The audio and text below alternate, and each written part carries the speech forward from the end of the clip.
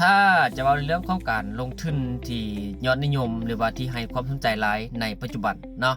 อันที่หนึ่งก็คือจะเป็นทองคำหรือว่าคำเนาะตัวที่สองละเป็นคริปโตเคอเรนซีพวกบิตคอยอีเธเรียมโซโลนาก็ว่ากันไปตัวที่สามละเป็นหุ้นโดยเฉพาะเป็นหุ้นต่างประเทศเนาะจากคอมเมนต์ที่อายเพื่อนถามนะว่าอธิบายเติมได้ว่ามันคือหยังนะก็น่าจะเกี่ยวกับในเรื่องของการลงทุนนั่นแหละเนาะรายการหลายๆท่านให้ความสนใจในเรื่องของการเงินการลงทุนโดยเฉพาะแมนการลงทุนหุ้นฉะนั้นข้าพเจ้านี่จะ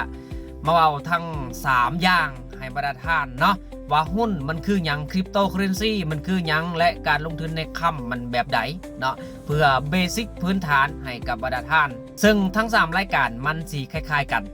นะข้าพเจ้าจะยกตัวอย่างคำเนาะสมมติว่าในกรณีที่ว่าเฮาซื้อณปัจจุบันนี้เนาะ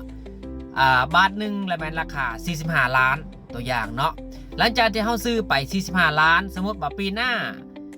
จาก1บาท45ล้าน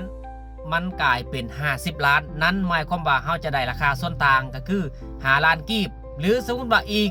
ข้างหน้ามืออื่นมือหรือเดือนหนึ่ง2เดือนอาทิตย์หนึ่ง2อาทิตย์มันเกิดมีราคาส่วนต่างราคาเพิ่มเฮาก็จะได้เพิ่มแต่มันก็โกงกันคามเนาะสมมติว่าเฮาซื้อปุ๊บ45ล้านเดือนหน้ามันลงมาที่40ล้านนั้นหมายความว่าเฮากับขาดทุนเส้นกันอันนี้คือคำบันนี้ตัวที่2คริปโตเคอเรนซีก็คือกันเนาะก็คือกันกับคำแต่อาจจะมีความเสี่ยงหลายกว่าตัวอย่างว่าถ้าในกรณีที่ว่าเฮาถือหรือว่าซื้อบิตคอยใน5ปีก่อนเนาะ1บิตหรือว่า1 BTC เท่ากับประมาณ100กับ40ล้านแต่ในปัจจุบันมันจะมีมูลค่าอยู่ประมาณเกือบ3ตื้อถ้าในช่วงที่มันขึ้นประมาณแสนกว่าเหรียญเนาะนั้นหมายความว่าเฮาจะได้ราคาส่วนต่างหรือสมมติว่าถ้าเฮาซื้อในปัจจุบันเนาะคริปโตเคอเรนซีตัวอย่างบิตคอยใน1บิตคอยเนาะมันจะถึงอยู่ประมาณ 90,000 เหรียญในอนาคตสมมติว่าอีก1ปี2ปี5ปี10ปีตัวอย่างมันขึ้นไปที่300,000 เหรียญเขาก็จะได้ราคาส่วนต่างนั้นนะนั้นหมายความว่าคริปโตเคอเรนซีกับคำคล้ายๆกันบัดนี้การลงทุนในหุ้นเช่นว่าหุ้นสหรัฐอเมริกา S&P 500 Apple Nvidia Microsoft Google Alphabet ก็ว่ากันไปเนาะตัวหุ้นก็คล้ายๆกันสมมติว่าในกรณีที่ว่าเขามีเงิน 1,000 เหรียญเขาอยากจะไปเป็นเจ้าของเนาะไว้ง่ายก็คือเขาเอาเงินของเขานี่ไปลงทุนเหมือนกับว่าเขาไปเป็นเจ้าของอาจจะสิ้นส่วนน้อยๆเงินของเขาแต่เขาก็เป็นเจ้าของบริษัทนั้นๆเช่นว่า Apple ตัวอย่างเขามีเงิน1,000 เหรียญไปลงอยู่ในหุ้นของ Apple นั้นหมายความว่าเขาก็มีแต่เอาเงินไปให้บริษัท Apple โดยที่เขาไม่ต้องไปเฮ็ดหยังเนาะรอท่าเอิ้นว่าผลตอบแทนนะผลตอบแทนจากหุ้นก็คือมันจะมีอยู่2แบบ1ก็คือราคาส่วนต่าง2ละแม่นเงินปันผลตัวปันผลนี่บางหุ้นบางบริษัทก็คือจะบ่ได้เน้นปันผลแต่จะเน้นเติบโตเน้นผลตอบแทนในระยะยาวตัวอย่างว่าเขามีเงิน1,000 เหรียญไปลงอยู่ใน Apple สมมติว่าปีหน้า Apple หรืออาจจะเดือนถัดไปนับจากมือที่เขาลงทุนเป็นต้นไปเนาะมันเกิดเติบโตเนาะสมมติว่า 5% 10% ถ้า 10% ต่อ1ปีเขาก็จะได้อยู่100 เหรียญต่อ1ปีแมนบอกหรือถ้ามันเติบโต 20% ต่อ1ปีเขาก็จะได้อยู่200 เหรียญต่อ1ปีราคาส่วนต่างแมนบอกเขาก็จะได้ราคาส่วนต่างแต่สมมติว่า Apple มีการปันผลตัวอย่างว่าเขาถือจากหุ้น5หุ้นเนาะใน5หุ้นหัน Apple จะมีการปันผล0.01 เขาก็จะ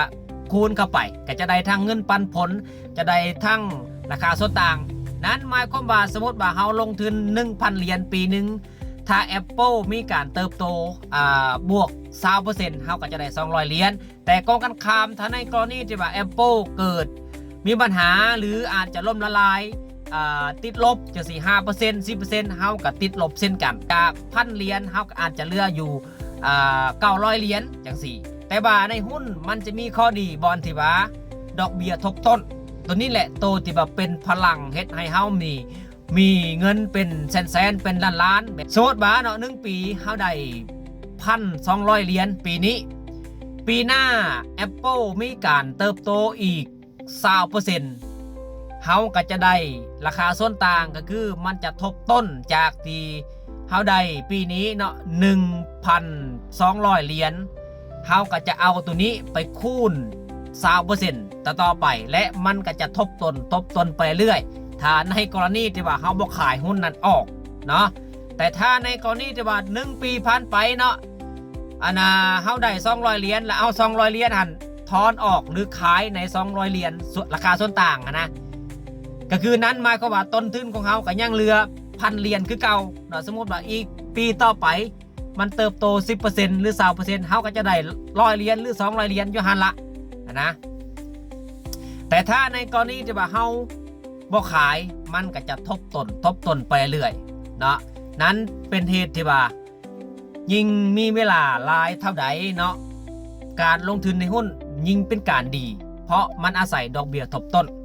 แต่อย่าลืมไปว่าทุกการลงทุนมีความเสี่ยงเสมอฉะนั้นก่อนที่จะไปลงทุนเราจะต้องได้มีความรู้และศึกษากับมันซะก่อนสิ่งสำคัญก็คือจะต้องได้ยอมรับในความเสี่ยงให้ได้